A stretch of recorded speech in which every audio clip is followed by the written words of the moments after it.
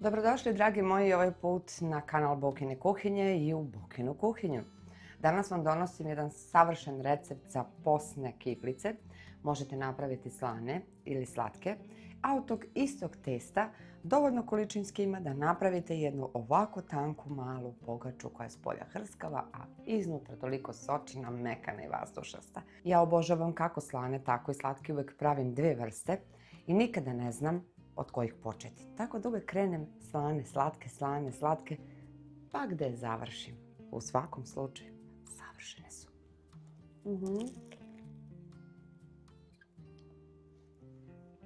Prijatno.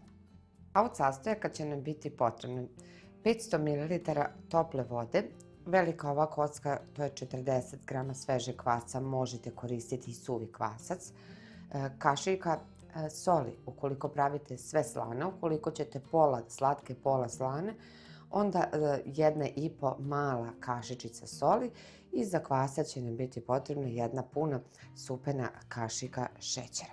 Što se brašna tiče, ja ću koristiti 900 g senčanskog glatkog brašna tip 400. Na samom početku je potrebno prvo da kvasac rastopimo i ostavimo da malo odradi, malo da nadođe.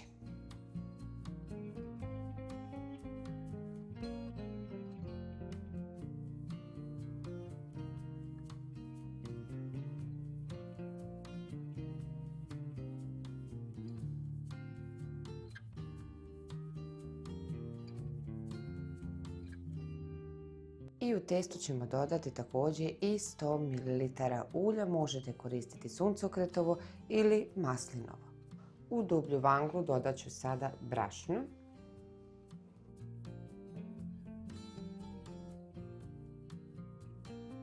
Zatim preko brašna dodajem so,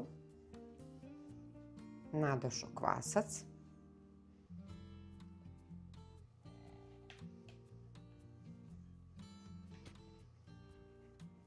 sto ml ulja i preostalu količinu mlake vode.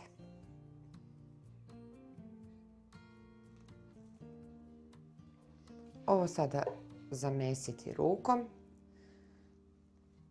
i testo mora biti mekano, ali nelepljivo za ruke.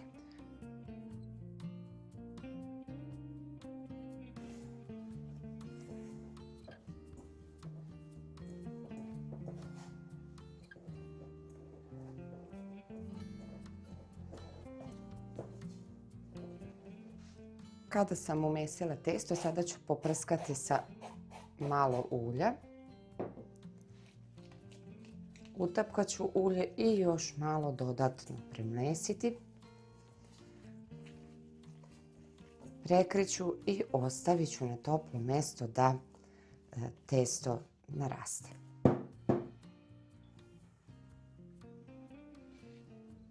Nadošlo testo. Sada ću izručiti iz vangle. Pogledajte kako je testo lepo i vazdušasto. Na radnu površinu staviti brašno, da ne bi testo zalepilo. Izručit ću testo i rastanjiti otprilike debljina prst do prst i po u oblik pravougaonika.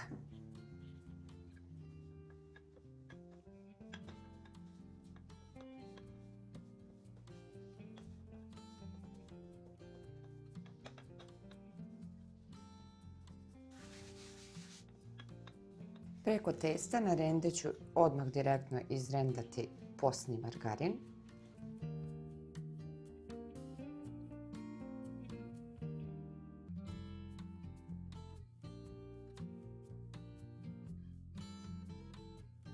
Testo ću sada ovako umotati u jedan rolat.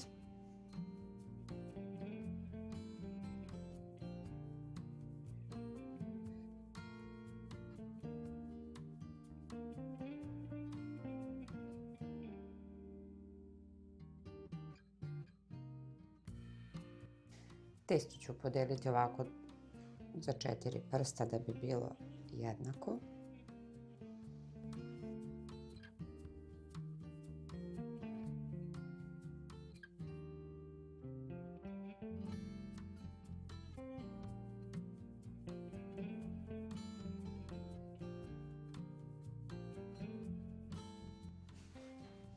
i prekriti da se ne suši.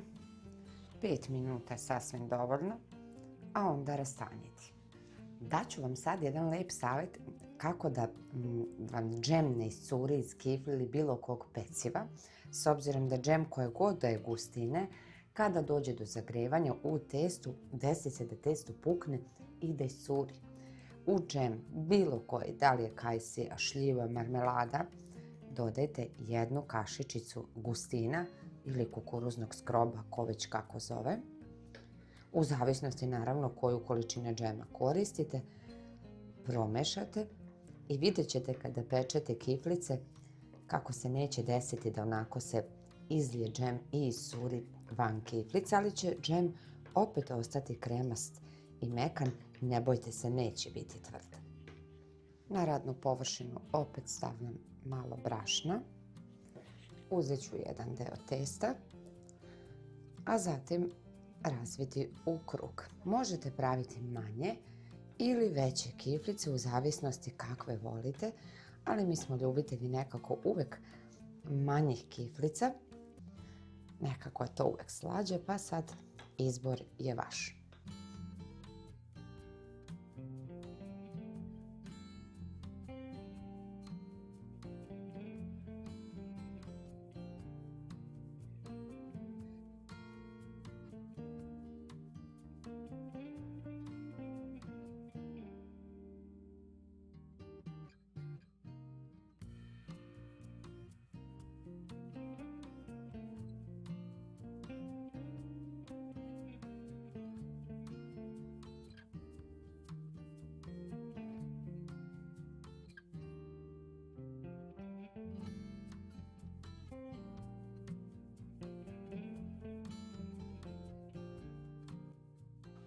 Možete slobodno praviti i obične bez ičega, samo umotate kiflice.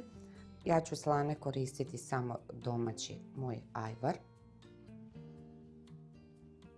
I mislim da greške sa ajvarom i sa džemom koji god da stavite tu nikada greške nema. I možete praviti iz 2 puta, možete to sve raditi u jednoj tepsiji. I kada napravite ovako kiflice, znači meni je ovaj deo slatke, ove su slane, nije još svo testo iskorišćeno. Ostavit ću koliko samo da pokrijem dok taman počistite sto i kiflice onda premazujemo sa otopljenim posnim margarinom. I dok ovdje čekam da kiflice nadođu, sada ću vam pokazati kako možete iskoristiti ostatak testa, a ukoliko želite možete od cijelog testa napraviti i kiflice.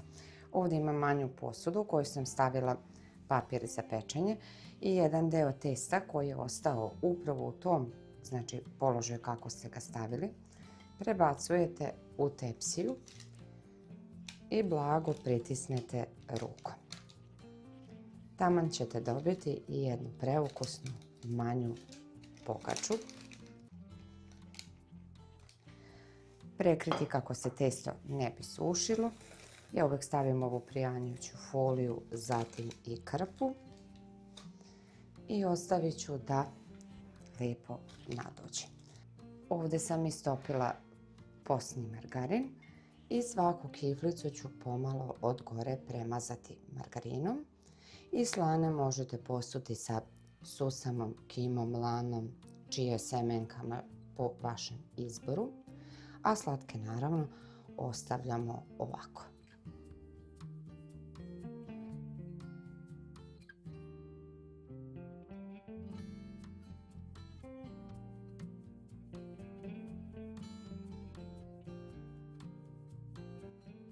I ovako pripremljene kiflice sada idu u dobro zagrejanu rernu na 200 stepeni i peku se između 25 do 30 minuta, što će naravno zavisiti od jačine vaše rerne. Kiflice su pečene, pekla sam ih na 200 stepeni 35 minuta, naravno možete 40 u zavisnosti koliko volite da su hrskave. One su sada od gore čvrste. Ono što ću sada uraditi je odmah dok su vruće, ostatkom istopljenog margarina samo još ovako malo, vrlo malo od gore premazati i prekriti krpom i ostaviti da se prohlade. Prekriću i ostaviti sa strane. Za to vreme, dok je još rerna topla, ispeći ću pogaču. Kao što vidite, već se dovoljno je lepo narasla. I premazat ću sa tim istim otopljenim margarinom posnim i od gore posuti sa susama. Također ću i nju na 200 stepeni da pečem. Naravno, opet kažem, u zavisnosti od rerne i koliko želite da ona bude reš. Ali sa ovim receptom imate 2 u 1.